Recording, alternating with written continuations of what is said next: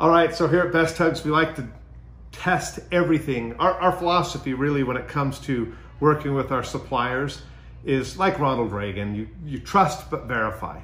So they give us the specs, they send us product that should meet the spec or the requirements we've given them, and then we have to sometimes build our own contraptions to verify that what they gave us will actually meet the specs that we set forth in the design. So we've got a neat little contraption here. You'll see a circuit board, some relays. We've got a little computer here that the engineers have set up so that we can test actuators in 2 different fail modes.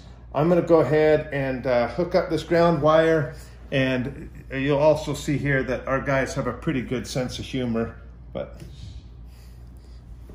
So it's powering up. It's not really a sex robot, they're just funny. Commence thrusting. So we've got this servo here bound up. Instead of having a full 1/2 inch motion movement, we've let it have an 1/8 inch throw.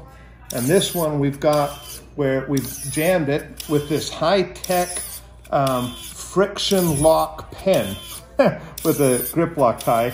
So we've stopped the pin that actually needs to lock and unlock some systems on our tug, so it can't go, and we use a spring setup so that the servo's never bound.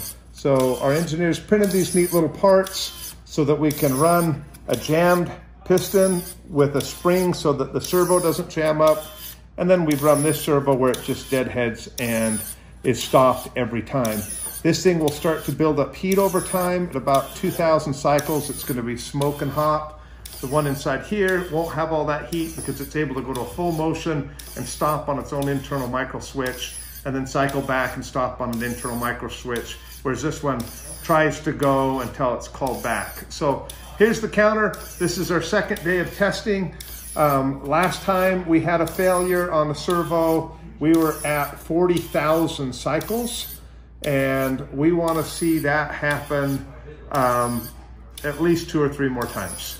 And then we feel like we can send it out to the field. It doesn't guarantee that we won't have a failure on these parts, but it lets us find failures here instead of our customers finding failures for us out in the field, which also can and does happen.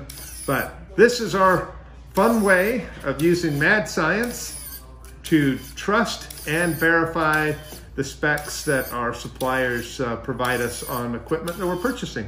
So anyway, fun little device clicking away here at Best Tugs.